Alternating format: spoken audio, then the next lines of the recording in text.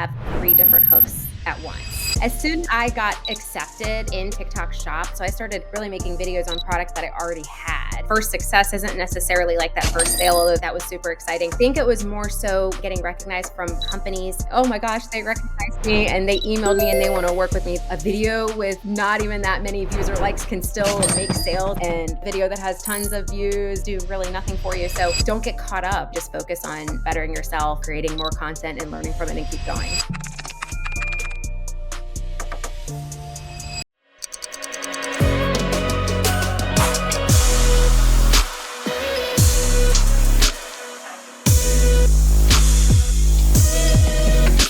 All right. Hey, everyone. Welcome to TikTok Shop Affiliate Academy, a podcast that uncovers the story and strategy from the top 1% of TikTok Shop affiliates.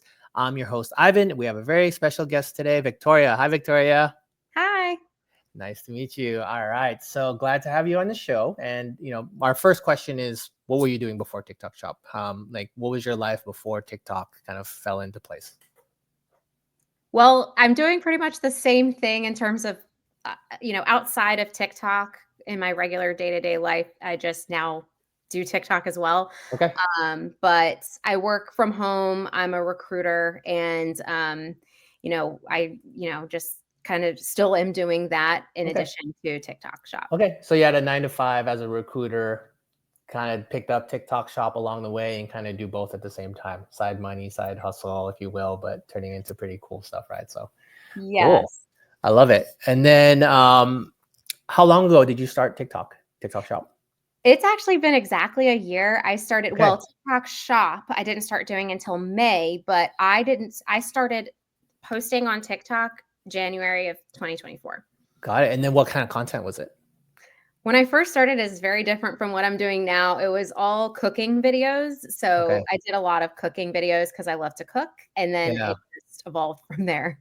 I've been telling my wife to do more and more cooking videos because she's a great cook. And then our background is Filipino too. So you have like specialty dishes that not a lot of people know. So it'd be cool to kind of share that. And she's finally warmed up to the idea of me kind of recording her. So I might need to tap you on some cooking video tips. Yeah, absolutely.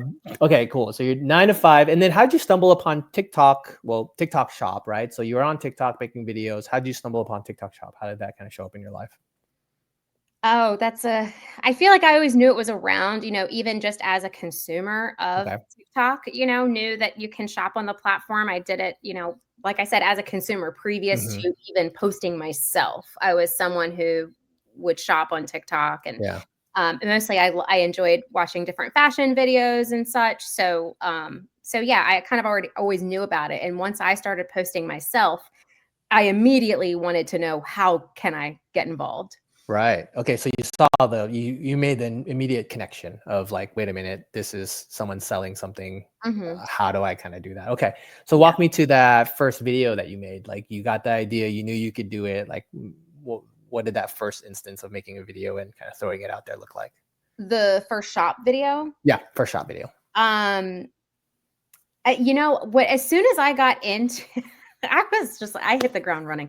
As Okay. soon as I got accepted into TikTok Shop, I didn't even wait to get samples because I had already been Okay. shopping on the platform. Yeah. Smart. So I remember Halara was, as a brand that I've now worked with many times, is a brand that I already had some of their clothes for. So I just Wow. threw on my favorite dresses and started making videos. I kind of was just mimicking people who I had seen Yeah. make videos in the past, and I just kind of made my own spin on it. And so I started doing that. So I started really making videos on products that I already had, and then went Yeah. from So it sounded like you're very much like in the see and kind of mimic, kind of like you see what's working, you see what products are there, you're already in the element. there. You saw the immediate connection. Wait a minute, I can make this exact same video as this person, right? And you're already in social media, right? Mhm. With your videos, and you kind of made that immediate connection. So very cool. Okay, so you're making these kind of Halara videos and similar videos about products that you already had. Walk me through like your first success. Like what did that kind of big like, oh my gosh, this is kind of crazy. Talk me through that. How did that come about?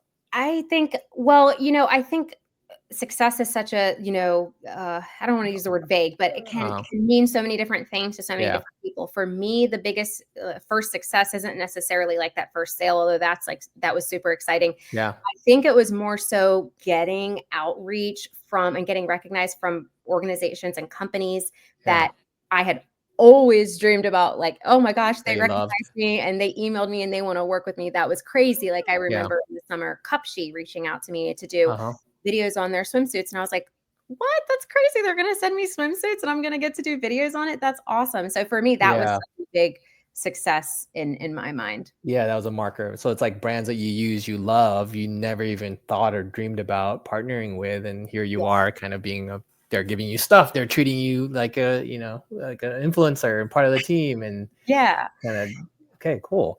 So one thing I always ask is like, okay, so you have these successes, right? And you make these videos and they're getting sales, but there's always going to be a point where it's like your videos that you're making currently aren't amounting to what you saw in the past. And it's like, I like to call it like the lows, or like, the 300 view jail or what it may be. Like, talk me through those moments of like how you get around that. Like, how do you keep on, pursuing past those moments? That is, it's timing is everything with that question, because I'm going through it right now. Okay. I had a really, really high moment in October. I was doing really, really well. And then I just really, ever since like Black Friday on, it's been I have not been able to get my groove back. So I think you switch up your strategy and you keep going. It sounds so cliche, but you just keep going. Like, I do feel like I slowed down in terms of how much I was producing. I allowed myself a little bit of grace, gave myself a little bit of a break, which I think is important. Yeah. Being able to persevere and then keep going and then pick back up where you left off. So that's where I'm at right now. Okay. Yeah. So it sounds like, have you been in this position before, like prior to October? I would say, I mean, maybe when I first started, trying to figure out the ropes, like when you first make those first few videos and you're like, I really thought that was good. Like, what's going on? And then, you when you haven't made a shop video before, you think, oh, every video I make, I'm going to make sales on, and then you're like, oh, that's not the case. But once I got through that hump and then figuring it out in the beginning, I feel like I was doing really, really well. Each month I was building and building and building. And then the last couple. Yeah. So after Black Friday, you're seeing you're kind of in that funk now, right? And just like you said, I mean, I interviewed dozens of affiliates and it's the same thing, right? I think you added a point in here that is pretty noteworthy. It's taking a pause, allowing yourself some grace, but also taking it a step further and really becoming like a student of the game. Like, what is working? Like, how can I change my current strategy to, analyze what's working and implement that? So, I think that's a great point. It's just like, what's working out there? How do you find inspiration? Do you just look at your normal feed, or do you go use tools or communities? Like, how do you kind of change up your strategy, would you say?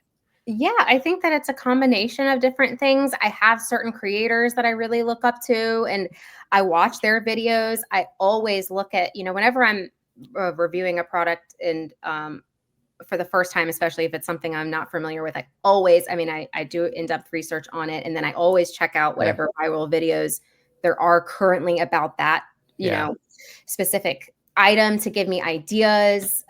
So yeah, I kind of do a combination of those things. I love it. Yeah. Okay, cool. All right. So one thing that we like to go through is your top video and kind of just, watch it for a little bit. And, if you can give us feedback on what you were thinking and your strategy around it, that'd be great. So we'll pause here for sharing that content. And then this part will be edited out of the podcast. Okay. Okay. So this is it right here. Let me take off my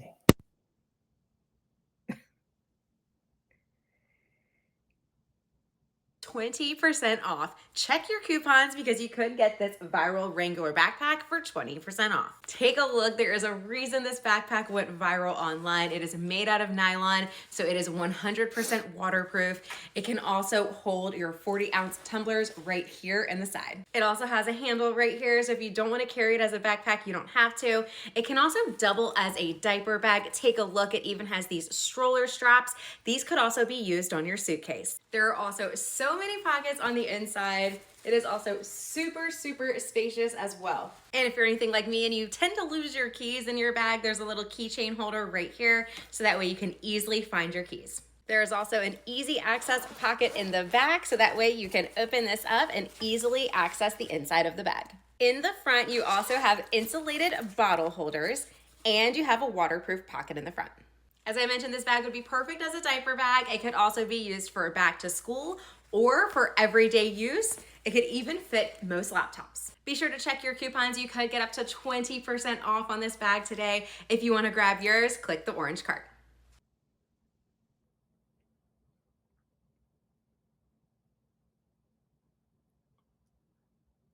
Oh no, I can't hear you again. All right, what about now? Good. Yes. Okay, cool. So what are, after watching that video, what are some of the things that stuck out to you of why you like that video? You know, to be honest with you, that's really not my favorite personal video that I've done. The reason I said it was my best one is because I was taking it quite literally. It's the best selling video Okay, that I yeah. made. What do you think Um, made it the best selling? you know, I do think I did a great job with just explaining the product, like Yeah. really displaying each feature of it, like very thoroughly. And I think Right.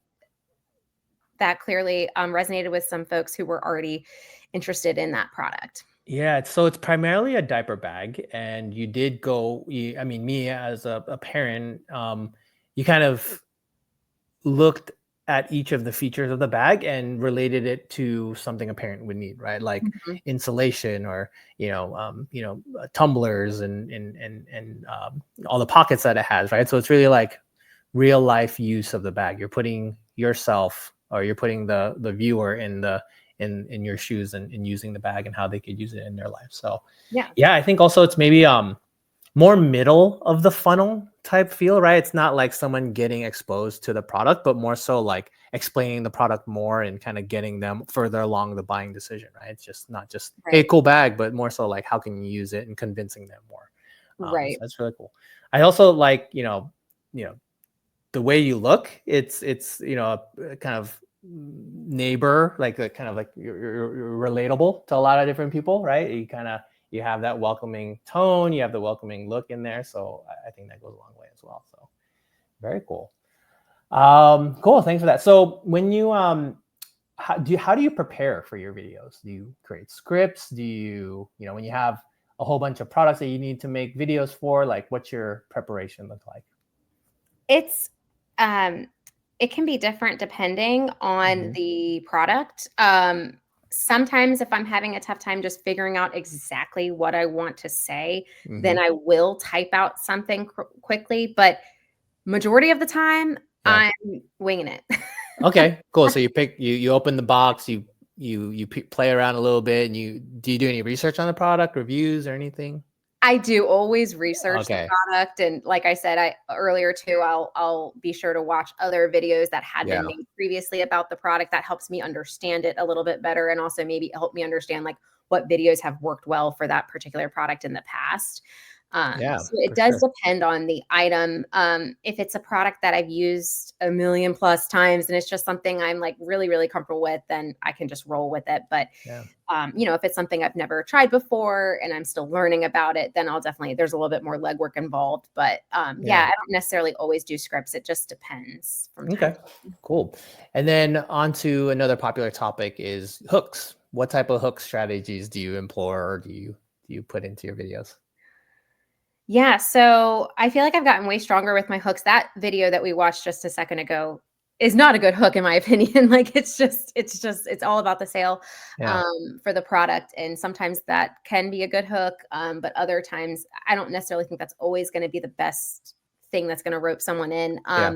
So I always, just try to figure out what is the, of course, not just visual hook, Mhm. but what on the screen you're going to say, and then also what verbally you're going to say. So I Mhm. always try to have three different hooks at once. I always try Okay. to have something visually that I'm doing. Like I just did a video with an energy drink. I'm popping open the can, and then on the text, it's saying it's a caffeine-free energy drink. And then Mhm. verbally, I forget what I said, but verbally, I said something else. So it's a three-part kind of hook there.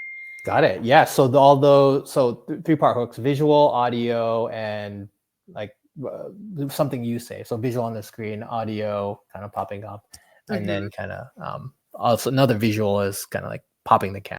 So very Mm-hmm. cool. Um, any other kind of hooks that kind of stick out in your mind that you always try or that you always want to make sure that you have for products? You mean like with what I say? Yeah, or even visual hooks. Like, do you walk in? Do you kind of shake the screen, or anything that kind of you find that works for you? Again, it's dependent on the product. So Gotcha. I try to make it relate, like I try to make the visual hook relate to Mm, the item, like, and yeah, not just be tapping it in front of the screen or, yeah, I have done that in the past, like, not just kind of trying to get someone's attention for the sake of it, like try right. to make it relatable. Like, for instance, I do a video about perfume. I'm spraying the perfume, I'm using it. Um, Hmm. Try to make it so that I'm incorporating the use of the Got it. Yeah, like you said, the can and popping open the can, or perfume, spraying it, or maybe even if it's like a moisturizer, opening it up and kind of using it. So or very cool. jacket, throwing the jacket on while I'm talking in the beginning of the video. Cool. And then, as I talked to you before, I speak with a lot of brands, or I represent a lot of brands. But coming from a successful affiliate, what is it that brands can do for you that will help improve your affiliate game? Right? More product briefs, more products. Like, what do brands do for you that you really kind of like? Okay, this is a good brand to work with. Hmm. That's a great question. I think I really appreciate it when a brand is super specific on clear set expectations from the beginning. I feel like there's been situations where a brand might be like, "Oh yeah, hey, here's the sample," Yeah, and then that's it. And then after you've posted your video and yeah, done your review and whatnot, then they might be like, "Oh, I really wish you would have done this, that." yeah, I like it when it's very clear set expectations. I want yeah, XYZ in your video, or it makes for a much smoother process. So I yeah, actually really like that. I know some affiliates probably hate that, yeah.